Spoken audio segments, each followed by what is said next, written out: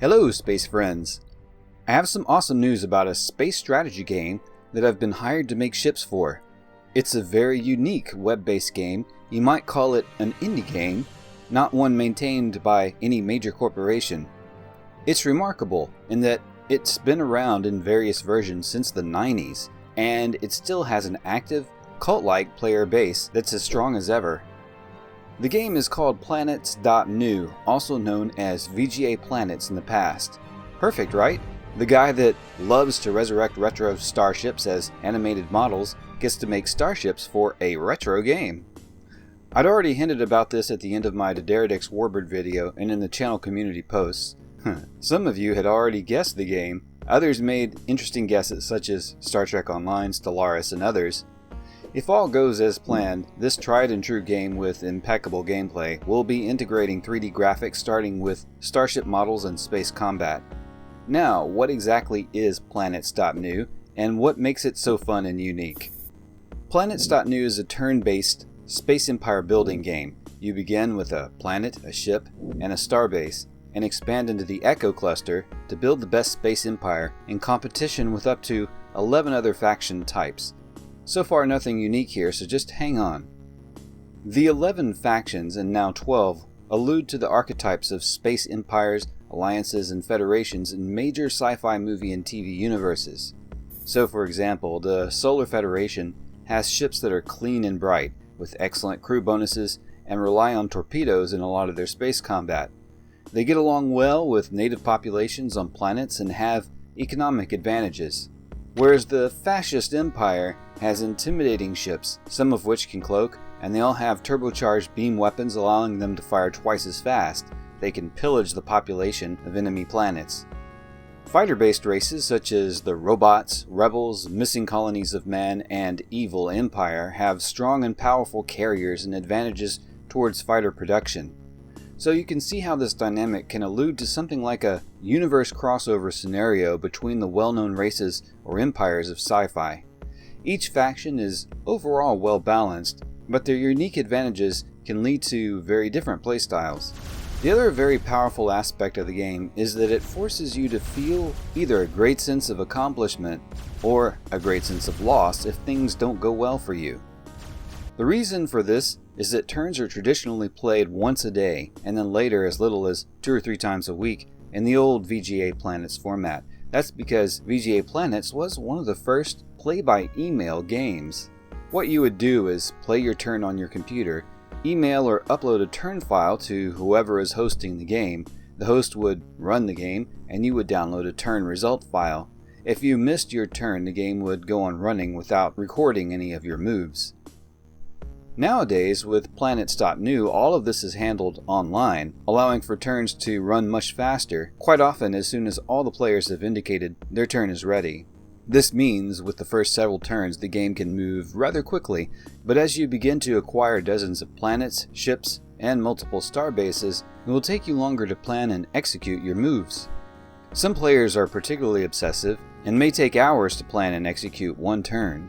Space combat is resolved automatically, and the results are shown in a kind of movie called the Combat VCR. Isn't that so retro? The VCR? I love it, and I hope that name never changes.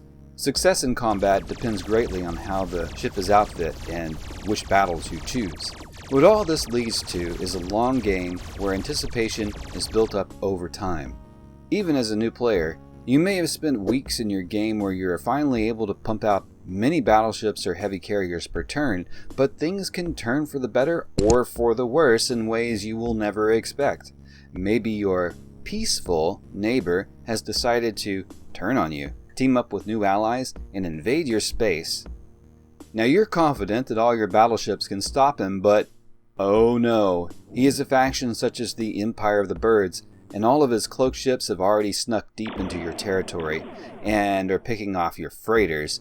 You don't even know where he may strike next, which means material flow to your star bases where you build ships is being cut off. Or maybe it's the privateer clans who have the ability to raid ships and possibly leave them adrift without fuel.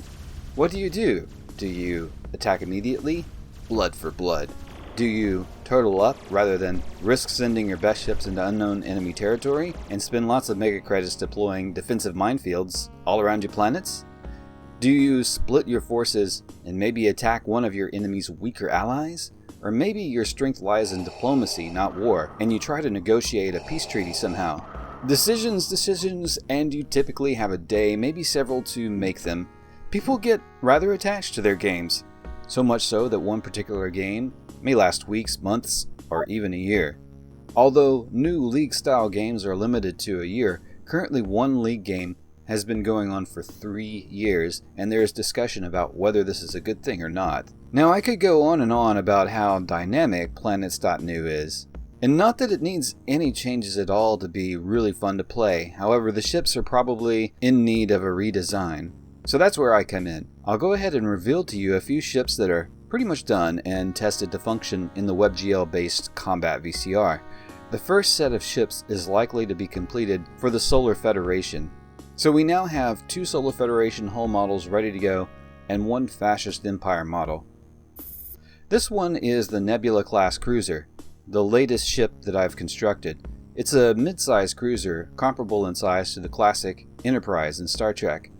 Per the game lore, the Nebula-class cruisers were the largest warships in the Federation fleet at the time of their arrival in the Echo Cluster, although higher tech and much larger ships would be developed later. The Nebula is armed with 4 beam weapon mounts and 4 torpedo tubes.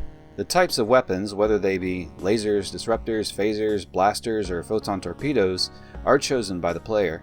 It requires 2 engines that use similar physics to an Alcubierre warp drive system, fueled by neutronium. Its fuel capacity is relatively good, as is its cargo capacity. This means that for the Solar Feds, this is a great workhorse cruiser and early game expansion ship. It can carry colonists and supplies, and it can be used in combat pretty effectively against similar sized ships, raider ships, or weaker planetary defenses.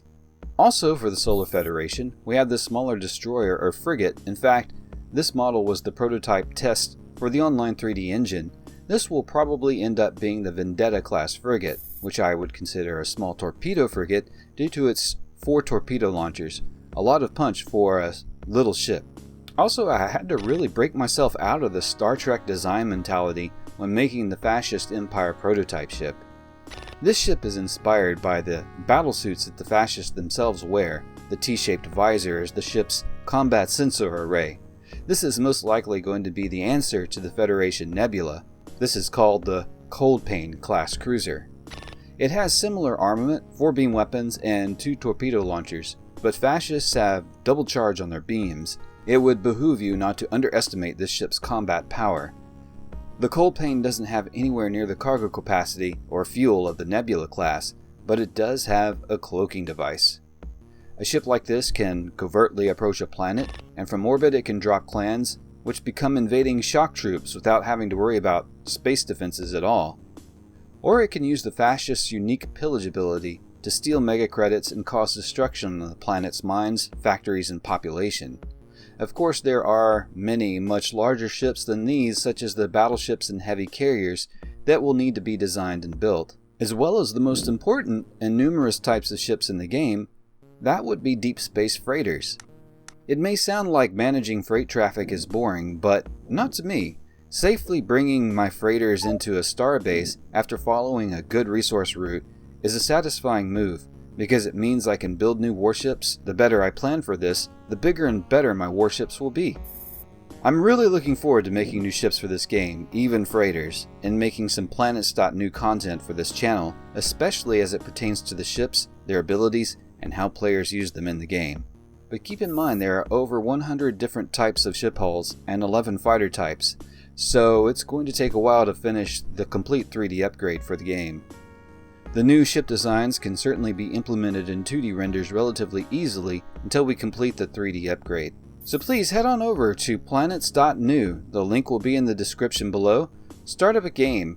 A tutorial that's pretty easy to follow will start up and get you started on your first turns, and then jump into a beginner blitz game or a larger game against other beginner players. For tips and strategy and how to get started, you'll find links to videos in the description.